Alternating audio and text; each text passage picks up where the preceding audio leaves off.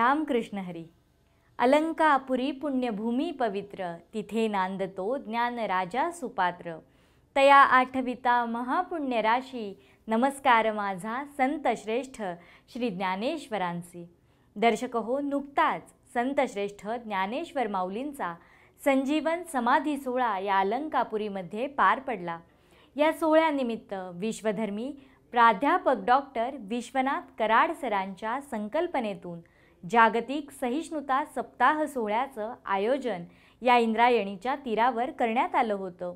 MAERS MIT शिक्षण समूह, विश्वशांती केंद्र आळंदी यांच्या वतीनं तीर्थक्षेत्राकडून ज्ञानतीर्थक्षेत्राकडे हा 7 दिवसांचा विशेष कार्यक्रम आळंदी इथे पार पडला.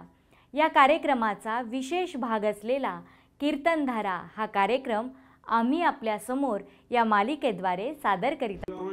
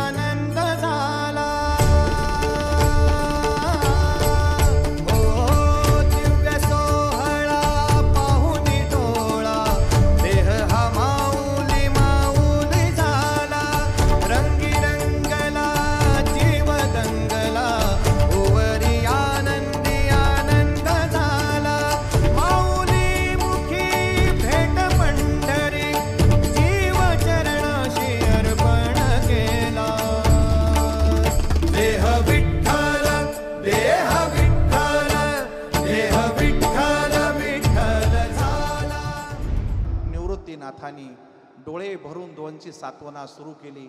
निवृत्तीनाथांनी सांभाळत निर्णय पक्का झाला आणि मग ही समाधीची जागा पूर्ण करण्यात आली. हा निरोप देण्यात आला. पांडुरंगाने दशमीच्या दिवशी आपला सगळा पोहा अलंकापुरी संतांच्या दिंड्या आल्या. कारण कार्तिक शुद्ध वारीलाच ही माहिती गेल्यामुळं महाराष्ट्राच्या सारस्वतात ही बातमी सगळीकडे पसरली आणि मग सगळ्या प्रकारचे जाती धर्माचे लोक, सर्व वारकरी संप्रदायाच्या पताका इंद्रायणीच्या तीरी आल्या. दशमी, एकादशी, द्वादशी आणि त्रयोदशी आणि उद्याची आमुषा असा या सगळे लोक या इंद्रायणीच्या काठावरती दिंड्या जमा झालेल्या आहे. आणि मग प्रत्यक्ष कोण कोण आलं?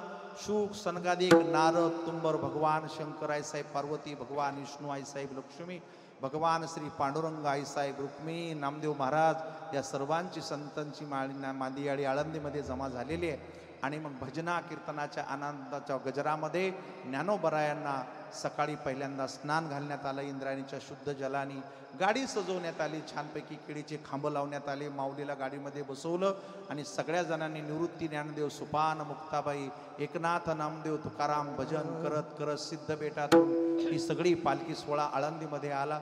आळंदीमध्ये प्रदक्षिणाला फार महत्त्व आहे म्हणून ज्ञानोबरायांची मिरवणूक पूर्ण आळंदीमधून झाली. आल्याच्या नंतर या ठिकाणी आले आणि इथे माऊलीला पुन्हा भागीरथीच्या तीरावरती स्नान घालण्यात आलं. कदाचित माऊलीने त्याच वेळेस या घाटाकडे पाहिलं असेल आणि त्या माऊलींच्या कृपादृष्टीनंच हे कार्य इथं पूर्ण झालं असेल. कारण त्यांच्या दृष्टीमध्ये ती ताकद होती. इथे स्नान घातल्याच्या नंतर स्नान घालायला कोण होतं? प्रत्यक्ष रुक्मिणी, सत्यभामा, सर्व साधू संतांनी माऊलीच्या अंगावरती एक असा तांब्या पाणी टाकलेले. सगळ्यांनी स्नान घातलं. खूप सुंदर असा गंध लावला नाथांनी आणि भगवान विठ्ठलांनी दोघांचे हात धरले आणि मग पुन्हा ज्ञानोबरायांना घेऊन पिंपळाच्या पारावरती द्वादशीच्या पंक्ती बसल्या. खूप सर्व वारकऱ्यांच्या पंक्ती बसल्या आणि त्या पंक्तीला वाढायला कोण होते? ते प्रत्यक्ष पांडुरंग. केवढं भाग्य माऊलीचं की त्या समाधी सोहळ्याच्या कार्यक्रमाला प्रत्यक्ष ब्रह्मांडाचे नायक त्या ठिकाणी उभे होते. पंक्तीत या ठिकाणी बसल्या होत्या. भजन कीर्तनाच्या अतिशय सुंदर अशा गजरामध्ये दशमीचा जागर झाला. एकादशीच्या दिवशी अनेकांची कीर्तनं झाली. कथा, कीर्तन, भजन या सगळ्या माध्यमातून दिवसभर ज्ञानोबरायांच्या लोक भेटी घेत होते. ज्ञानोबरायांच्या ज्ञानामुळे, ज्ञानोबरायांच्या भक्ती क्षेत्रामुळे महाराष्ट्रामध्ये वारकरी संप्रदायामध्ये भागवत धर्माचा मूळ पाया रोवला गेला आणि लोकांना भक्ती मार्ग सापडला. त्या सापडल्यामुळे सगळ्यांनी चिंतन करायला सुरुवात केली. ज्ञानेश्वर माऊली, ज्ञानराज माऊली, ज्ञानेश्वर माऊली, महाराज ज्ञानेश्वर माऊली, ज्ञानराज माऊली,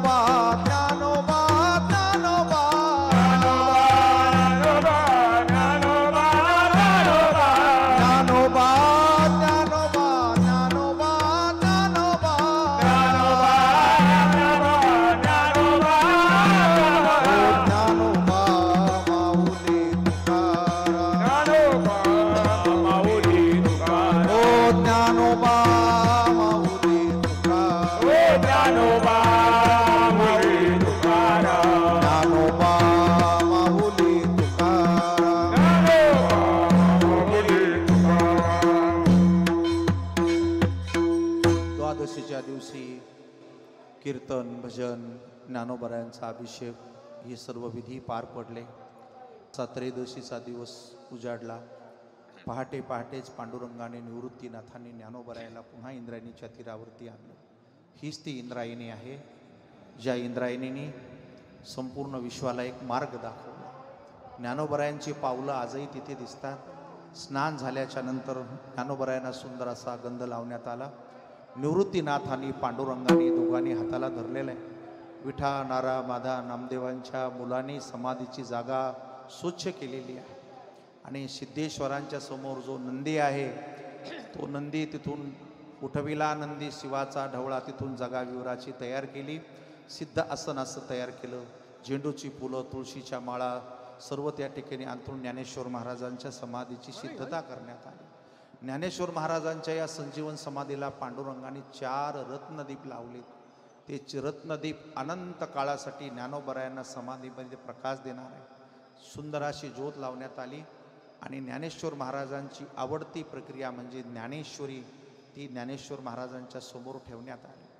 ज्ञानेश्वर महाराजांच्या मुखाकडे पाहत पाहत निवृत्तीनाथांनी आणि पांडुरंगाने दोन्ही दंडाला धरलं आणि सिद्धेश्वरांचं दर्शन घेऊन समाधीकडे जाण्यासाठी तयार झाले. देव निवृत्तीयाने धरिले दोन्ही कर जातो ज्ञानेश्वर बैसावया. बैसले ज्ञानेश्वर समोर ज्ञानेश्वरी ठेविली.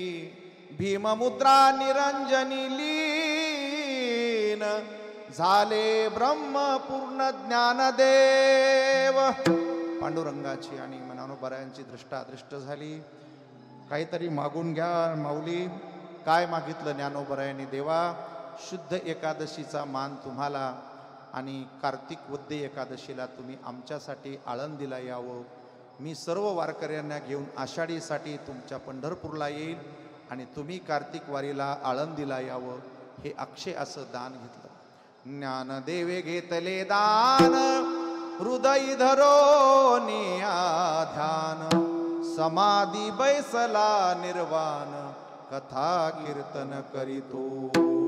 3 वेळा दोन्ही हात जोडले आणि ज्ञानेश्वर महाराजांनी उन्मनी अवस्था प्राप्त केली आणि भीममुद्रा लावून निरंजनी लीन झाले ब्रह्मपूर्ण ज्ञानदेव. नामा म्हणे आता लोपला दीन कर. नामा म्हणे आता लोपला दीन कर. हो नामा म्हणे आता लोपला दीन कर. नामा म्हणे आता लोपला नामा म्हणे आता लोपला दीन कर. नामा म्हणे आता लोपला दीन कर. उभे राहा आपल्या जागा. लोपला दीन कर. नामा म्हणे आता लोपला दीन कर. बाप ज्ञानेश्वर समाधीस्थ. बाप ज्ञानेश्वर समाधीस्थ. बाप ज्ञानेश्वर समाधीस्थ. पुंडलिक वरदा विठ्ठल श्री ज्ञानदेव माऊली ज्ञानेश्वर महाराज की. माऊली ज्ञानेश्वर महाराज की. माऊली ज्ञानेश्वर महाराज की. माऊली ज्ञानेश्वर महाराज की. माऊली ज्ञानेश्वर महाराज की. माऊली ज्ञानेश्वर महाराज की जय ज्ञानोबा माऊली तुकाराम ज्ञानोबा